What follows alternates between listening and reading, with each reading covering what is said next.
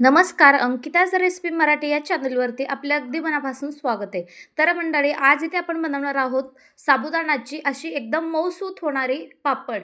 तुम्ही ते पाहू शकता, रंगबिरंगी साबुदाण्याची पापड.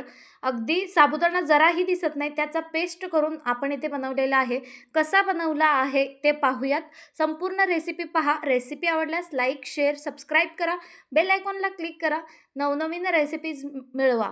तर मंडळी, तुम्ही कधी बनवलात का अशी एकदम मऊसूत होणारी आणि अजिबात कडक न राहणारी साबुदाणा पापड? जसं तुम्हाला कळणार सुद्धा नाही हा तांदळाचा पापड आहे का साबुदाणाचा. तर असा तुम्ही कधी बनवला नसाल तर नक्की ट्राय करा. तर मंडळी, तुम्ही इथे पाहू शकता, इथे आपली पापड दुप्पटीनं फुलते. तुम्ही इथे पाहू शकता, इथे दुपटीने फुलते. अशी ही पापड कशी बनवायची संपूर्ण रेसिपी पाहूयात. आणि याचा आवाज तुम्ही ऐकू शकता. याचा आवाजही पहा, एकदम कुरकुरीत आणि एकदम क्रंची पण आहे. असा हा पापड कसा बनवायचा, चला तर सुरुवात करूया. ते आपण साबुदाणा घेतलेला आहे, जे रेग्युलरी आपण वापरतो तोच साबुदाणा इथे आपण घेतलेला आहे. 2 वाटी साबुदाणा इथे आपण घेतलेला आहोत. तर इथे तुम्ही पाहू शकता, 2 वाटी साबुदाणा म्हणजे किमान पाव केजीच्या वर होतं, म्हणजे पाव केजी वर थोडासा होतो. तर तेवढी आपण इथे बनवणार आहोत. चला तर 2 वाटीची पापड कशी बनवायची आपण संपूर्ण रेसिपी पाहूयात. तर ते आपण 2 वाटी साबुदाणा घेतलेला आहे. आता आपण एक कढई ठेवून घ्यायचंय. कढई ठेवून आपण थोडंसं साबुदाण्याला भाजून घ्यायचंय. अगदी लालसर न होता हलक्या हाताने अगदी स्लो फ्लेमवर आपल्याला हे परतून घ्यायचंय. अजिबात लालसर वगैरे करायचं नाही. साबुदाण्याचा कलर अजिबात बदलता कामा नये. त्याप्रमाणे आपण स्लो फ्लेमवर याला परतून घ्यायचे. फक्त आपल्याला थोडीसं कडक करून घ्यायचे, जेणेकरून मिक्सरमध्ये घातल्यावर लवकर होईल अशी आपण साबुदाणा भाजून घेणार आहोत. तर चला तर इथे तुम्ही पाहू शकता, अगदी 2 ते 3 मिनिटासाठी आपण याला हलवत राहायचे. अजिबात थांबायचं नाही, नाहीतर त्याचा कलर बदलेल, लालसर असा रंग येईल. त्यामुळे आपण न थांबता 2 मिनिटासाठी याला परतून घ्यायचे आणि थोडंसं गरम झालं की आपण याला काढून घेणार आहोत. तर मंडळी, तुम्हालाही आपल्या सोलापूरच्या रेसिपी आवडतात का? सोलापूरची रेसिपी तुम्हाला जर आवडत असेल तर मला नक्कीच कमेंट बॉक्समध्ये लिहून पाठवा मंडळी. आपल्यालाही ही सोलापूरची रेसिपी आवडते म्हणून. आणि तुम्ही कोणत्या राज्यातून, जिल्ह्यातून पाहताय तेही मला कमेंट बॉक्समध्ये लिहून पाठवा मंडळी. तर इथे पाहू शकता, आपला हा साबुदाणा मस्त असा परतून घ्यायचे 2 मिनिटासाठी. इथे 1 मिनिट झालेला आहे. आणखीन थोडंसं आपण परतून घेणार आहोत. अजिबात कलर बदललेला नाही. तुम्ही इथे पाहू शकता, अजिबात कलर चेंज न करता आपण ह्याला भाजून घेणार आहोत, तेही स्लो फ्लेमवर मंडळी. अगदी फास्ट फ्लेम अजिबात ठेवायचं नाही आहे आपल्याला, नाहीतर ते साबुदाणा मिक्सर होणार नाहीत आणि त्याचा चिकटपणा कमी होईल. त्यामुळे खूप जास्त आपण भाजून घ्यायचं नाही आहे. तर इथे पाहू शकता, अगदी कलर चेंज न होता आपण ही साबुदाणा भाजून घेतलेले आहोत. आता आपण गॅस बंद करून घेऊयात. आता आपण इथे गॅस बंद करून घेतलेला आहे. तरी ही कढई गरम असते, त्यामुळे आपण परतून घ्यायचं आणखीन थोडंसं. कढई गरम असते आणि पटकन काढलात तरी चालेल.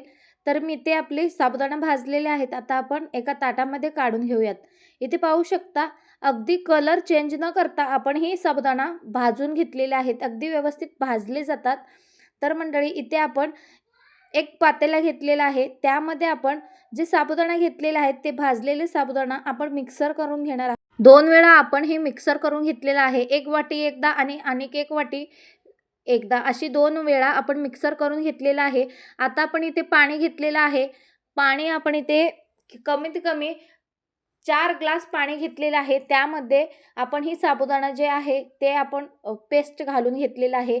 जसं आपण व्यवस्थित मिक्स करून घ्यायचं आहे. जसं फिरवतो तसं घट्टसर होत जाते, कारण साबुदाणा भिजतो. तर तुम्ही ते पाहू शकता, हळूहळू घट्टसर अशी ही होते. तर इथे आपण 4 ग्लास पाणी इथे घालून घेतलेलं आहोत आणि एक चांगला पेस्ट बनवून घेतलेला आहे, म्हणजे चांगला बॅटर बनवून घेतलेला आहे. दुसऱ्या साईडला 2 ग्लास पाणी घालून आपण गरम व्हायला ठेवलेलं आहे.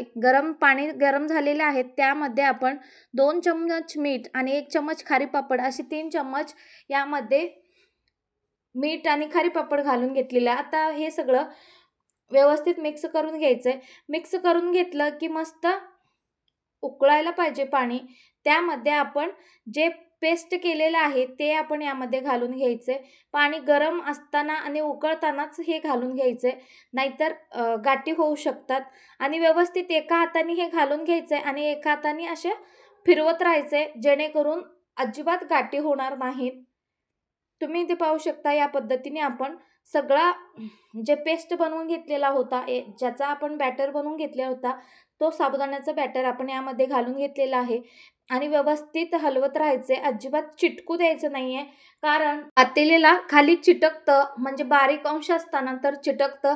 तर इथे आपण हलवत राहायचंय आणि व्यवस्थित घट्टसर होऊ द्यायचंय.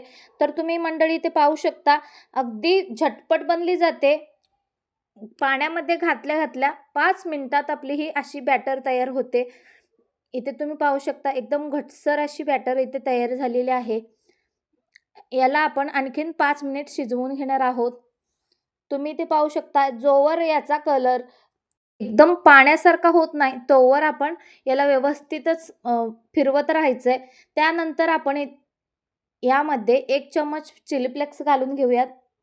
1 ते 2 चम्मच चिली फ्लेक्स यामध्ये घालून व्यवस्थित परतून घ्यायचे. तुम्हाला आवडल्यास तुम्ही घालू शकता. जर तुमच्या घरात लहान मुलं असतील तर शक्यतो चिली फ्लेक्स घालू नका, नाहीतर तिखट लागतील. तर इथे मी 1 चम्मच चिली फ्लेक्स घालून घेतलेला आहे आणि व्यवस्थित परतून घ्यायचं आहे. एकदम तुम्ही इथे पाहू शकता, हे साबुदाणा एकदम पाण्यासारखं झालेलं आहे आणि मस्त तयार झालेला आहे. आता आपण याला काढून घ्यायचं आहे. आता काय करणार आहेत, कलर आपण यामध्ये घालून घेणार आहोत. तर 2 पातेल्यामध्ये काढून घेणार आहोत. 2 कलर आपण किती कलर करायचे तेवढे भाग वेगवेगळे करावे लागतात. तर मी इथे 3 वेगवेगळे कलर घालणार आहे.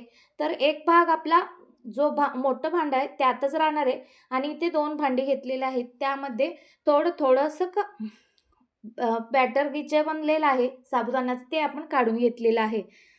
तर तुम्ही इथे पाहू शकता, आपल्याला किती कलरचं करायचं आहे तेवढं आपण काढून घ्यायचं आहे. तर मी इथे 2 भांडी काढून घेतलेलं आहे. त्यामध्ये आपण आता कलर घालून घेणार आहोत.